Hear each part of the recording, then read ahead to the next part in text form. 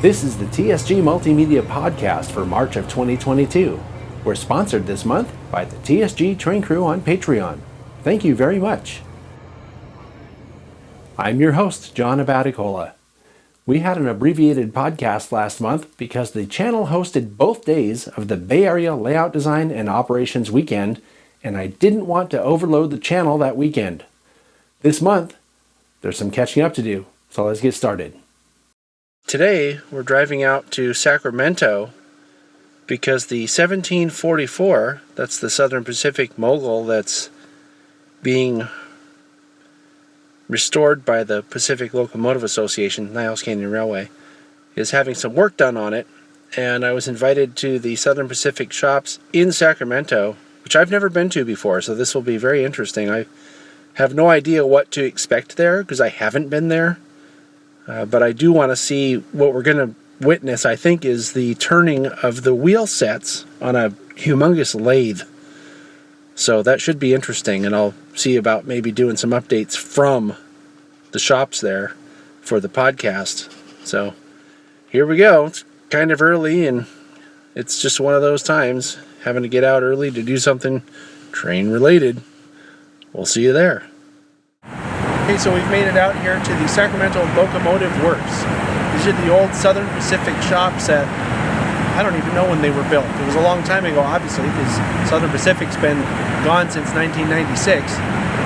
But anyway, inside here, there are parts to the 1744, including those big wheel sets that we showed last month when they were knocking the tires off of them.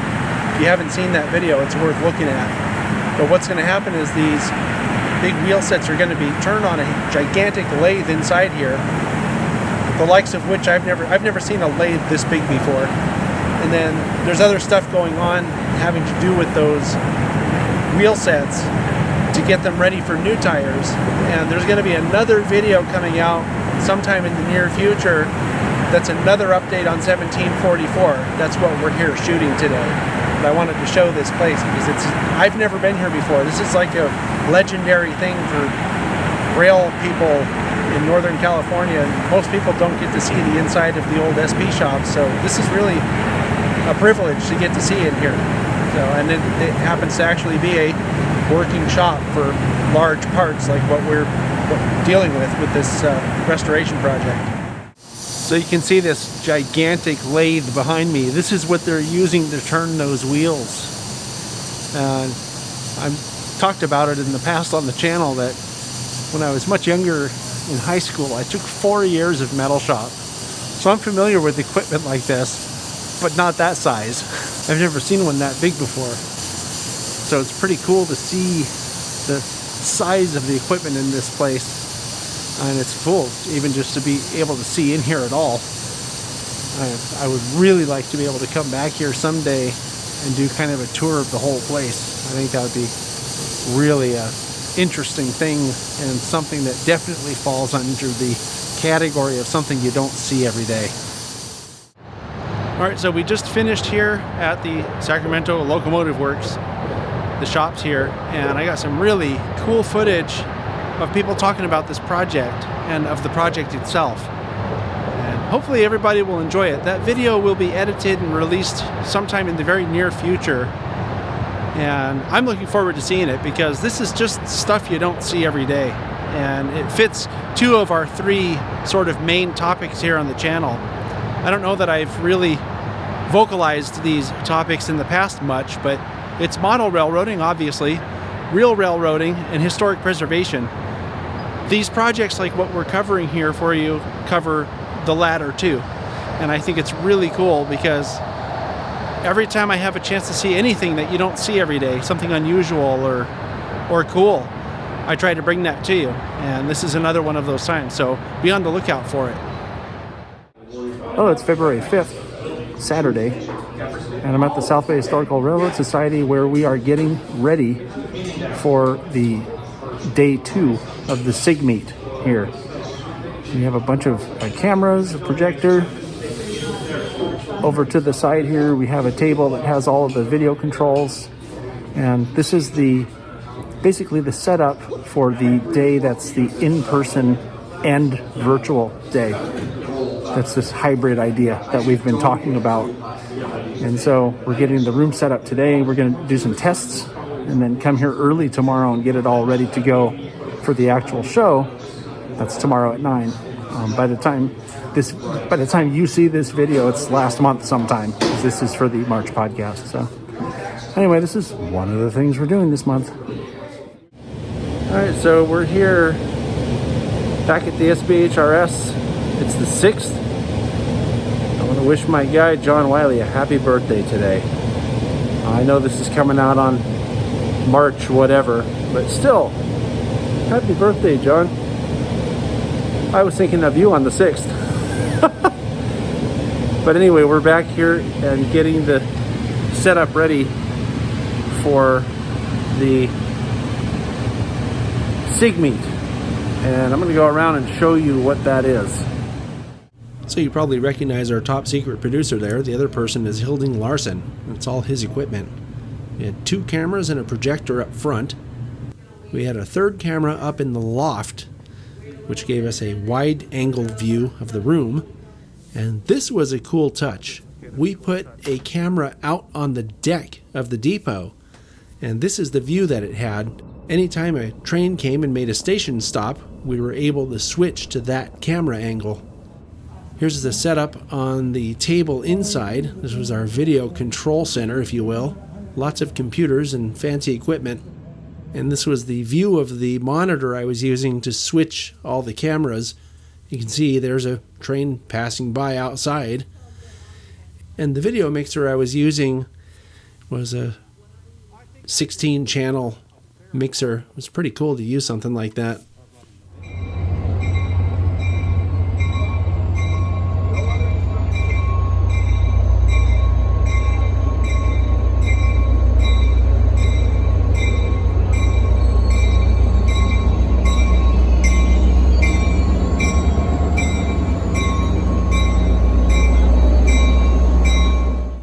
The Bay Area Layout Design and Operations Weekend event was a big success. We had more attendees than ever for that event, especially when you add all the viewers who watched it live and on the replay right here on YouTube. One of the great things about this event is that it was the first of its kind to the best of my knowledge. Saturday's proceedings were all virtual on a Zoom call, but Sunday was fully hybrid with an in-person event as well as simultaneous virtual event that shared not only the content that was being presented live there, but also content from virtual presenters who were piped in from thousands of miles away. Thanks to PCR member Hilding Larson, we had quite the video set up too. I've been saying that this kind of event is crucial if we want to be as inclusive as possible, and you don't necessarily have to be super advanced with live video production to put on a hybrid event like this. Yeah, we were able to do a pretty advanced and fancy live hybrid event, but not all events have to be like that. It could be as simple as streaming from a phone's camera into a Zoom meeting so that a virtual audience can see and hear the live presentations. The point is to scale it to what you have to work with and to do something, because in this age of technology, there's no excuse to exclude people who want to be included.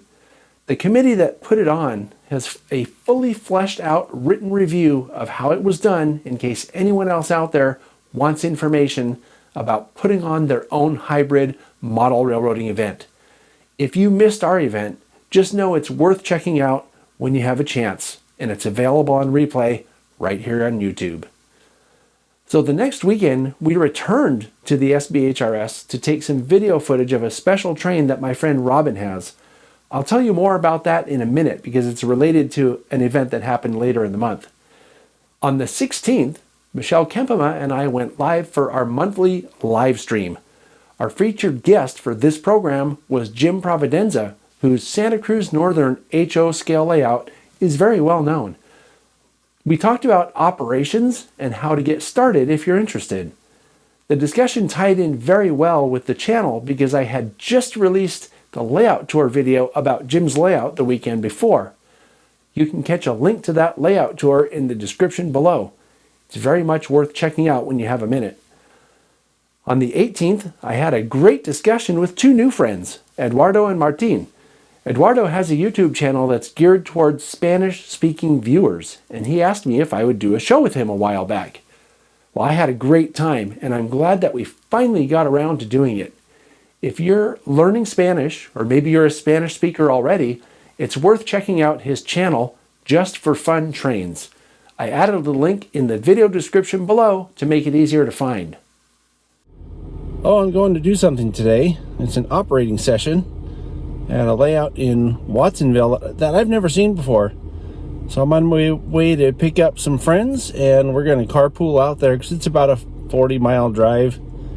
And depending what happens, I may or may not come on again talking about it while we're there. But I'll definitely let you know about it when we're done. So this is pretty cool. I just finished my first job. It was just kind of a switch job out of Watsonville Junction Yard. And I just had to deliver some stuff and pick some stuff up. It's pretty cool. Dave put in a pretty good little puzzle for me there. And the interesting thing was he told me that it was a completely prototypical job. So on to the next one. So now where is he? So 40. Since you are a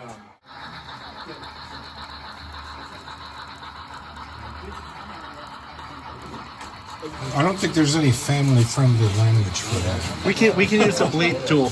Charlie, what happened? So we had two scheduled trains arrive in Castroville, one going in opposite directions of each other, and an extra coming down the branch, and another scheduled train that had rights over all three of them coming towards them. So we were basically screwed. And so what we ended up doing is the train was coming in from Watsonville. Before it got here, we were able to split one of the scheduled trains, pull it forward, release the eastbound train so that we could get the two westbound trains clear. Then the other eastbound train is going to take the empty track. So we'll still have a cluster F sitting here, but at least we don't have an extra train that we don't know where to put. So we're at least, and my train's out of town. Now I don't care. Stay. Down boy. Hey, Paul. Yeah. Is all the rolling stock primed for operation? Oh, yeah, it all runs well. Starts out in the right place. Whether or not it ends up when we're done in the right place, we'll see. But that's what we're supposed to do. Yeah, so your professional opinion is that this is very good. Oh, this is excellent layout to run on. Perfect. It's a lot of fun. There's challenges, but not overwhelming. But a lot of work to do depending on what job you take. Yeah, a lot of fun.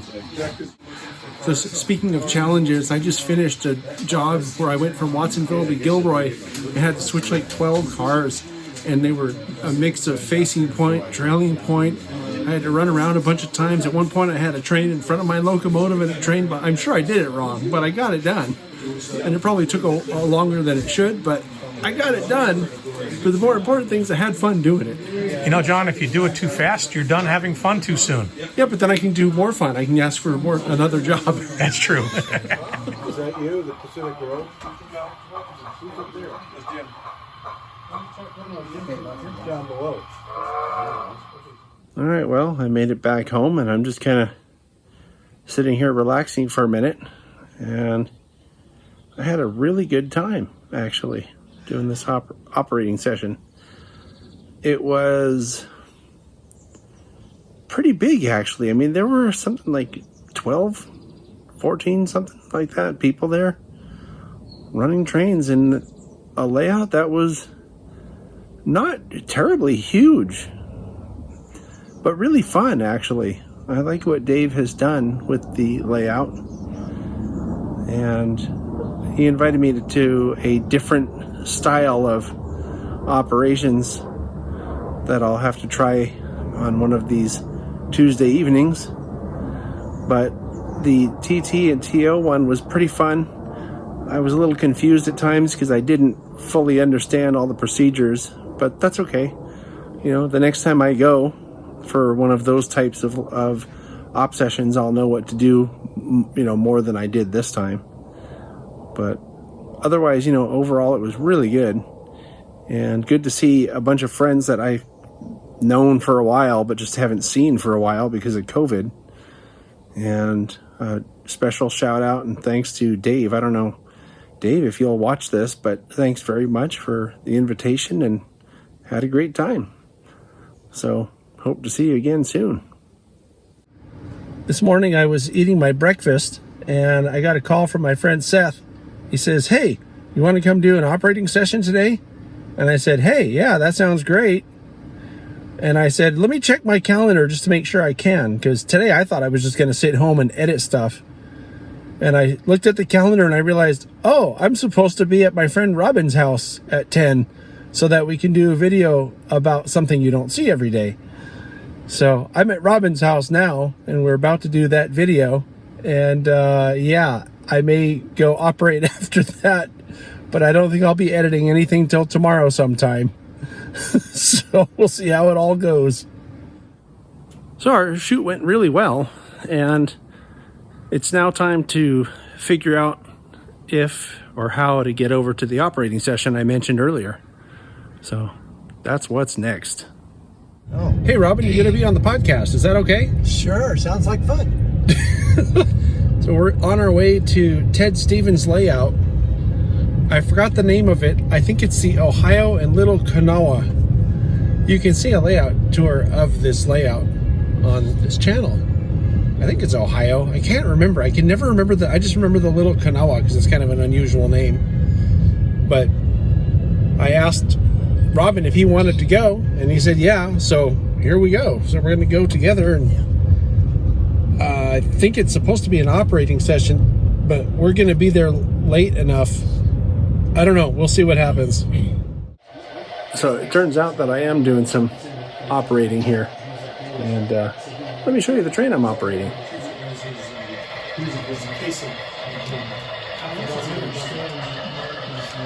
So this is an eastbound through freight. And I'm figuring they probably gave me an easy one.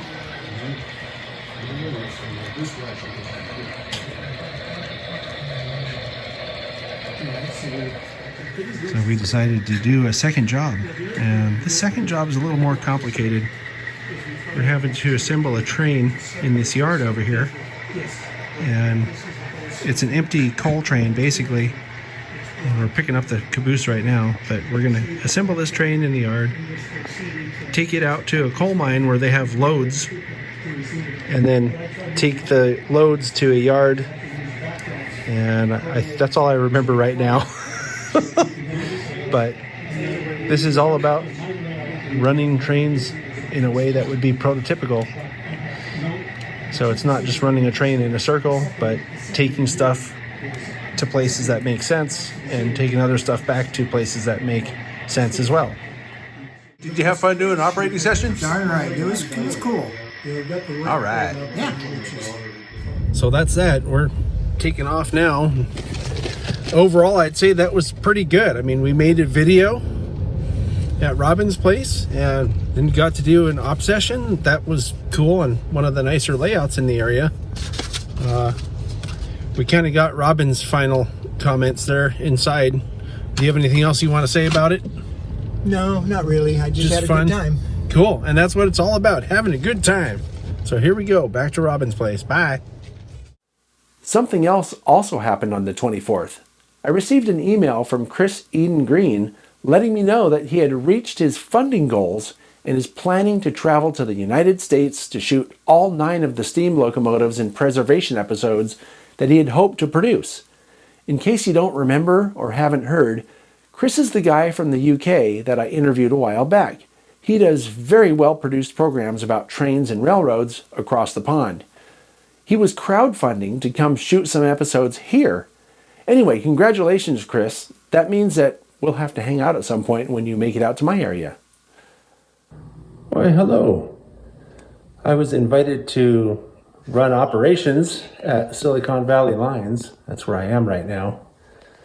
And we're actually doing an operating session where there are some local operators here at the club, but there are also some remote operators, and they have a really slick setup where they run their dispatch radio traffic through Discord.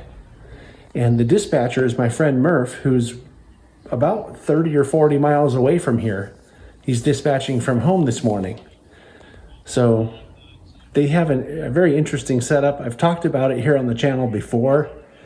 I was really just coming to return some models to my friend James, who happens to be the president here at the moment, the current president here. And he's like, hey, you want to run a train? Well, who am I to say no, right? All right, so I've left Silicon Valley Lines now, and I wanted to comment about what I did there today. It was pretty interesting. I've never done this at Silicon Valley Lines before, but they had me run helper service up their helix. The first train was a really long mixed freight train. Like, I don't know that I've ever seen them run a train that long before, so I understand why they wanted helper service up the helix. And then I helped a train down the helix. But the important thing was it was fun, and everybody there seemed to have a great time. They have a very cool hybrid sort of setup for operations where a bunch of the operators were actually operating remotely from other places in the world. And it just so happened, as I mentioned before, that Murph dispatches from 40 miles away. So it's a really cool experience and something that I hope a lot of other people get to do. And I just want to thank Silicon Valley Lines and more directly James for the invitation to operate today. I had a lot of fun. So thanks a lot, guys. I think that was a first. I went to 3 op sessions in 1 week. Operations seems to be the aspect of the hobby that I enjoy the most, at least right now. And I feel like I'm getting pretty good at it too. I think once you get an idea of the kind of things that you need to know, then you understand what questions to ask so that you can do the jobs right. So far, I've only run train operator jobs. I figure once I get better at that, I can try doing something else. I also still enjoy tinkering with DCC and weathering as well, but operations is right up there. So this past Tuesday, I had an opportunity to live stream an informational Zoom meeting that was all about a situation in Santa Cruz County where there are some wealthy special interests that are trying to force abandonment on a rail corridor for personal gain. I hope that by sharing this story with the world, people in Santa Cruz County and also other places where this kind of thing is happening will get ideas about how to combat the subversive influence of money in public planning. So that brings us up to date on the happenings of the past month or so. We skipped the catch of the month last time, but we won't do that this time. Robert Darby sent in these photos from Portola in the snow. Nice shots, Robert. Here's a video that Robert also took. This is of the Napa Valley wine train.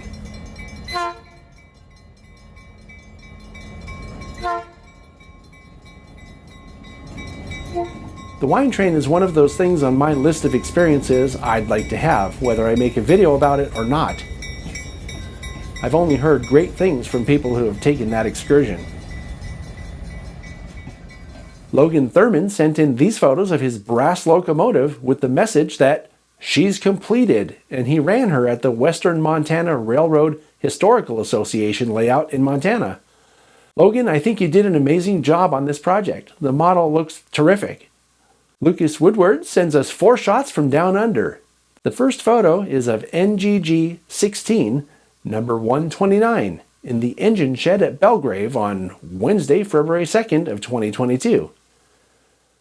This photo shows 8A at Menzies Creek on New Year's Eve of 2021 with the last regular passenger train of the year.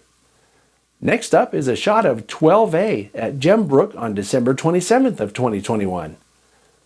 The final photo is of 129 again getting prepared at Belgrave to haul the 3rd Polar Express trip at Puffing Billy on December 13th of last year. That's some cool stuff, Lucas, and your iPhone 11 created what I consider some pretty dramatic shots, so thanks for sharing. If you have a catch of the month you'd like to share, please send it to podcast@tsgmultimedia.com. Be sure you own the shots and include the whats, whens, and wheres of the shots you send in. And now for this month's program schedule. On March 11th, we have a product spotlight. The next day, on Saturday, March 12th, wheels are turning. This is another update on the SP 1744 that the Niles Canyon Railway is restoring. On the 16th at 4 p.m. Pacific Time, it's TSG Live Talking Trains with Michelle and me. Then on Friday of that week, it's another edition of N-Scale Friday. The next day, Saturday, March 19th, we have the next episode of Chasing Trains from the epic trip of 2021. This time it's part 7. On Friday, March 25th, we have another product spotlight. Then on March 26th, it's the N-Scale Military Train Cannon Car Kit Bash with Robin Gilstrom. On April 1st, it's time for another product spotlight. I'd like to remind you that you're always welcome to join the TSG Train Crew on Patreon. It's as cheap as 7 cents a day, and it gets you sneak peeks of upcoming features without any ads. It's at patreon.com/TSG Multimedia. And as the weather gets better, the events will too. So get out there and discover some cool stuff. That's it for this month. I'll see you next time.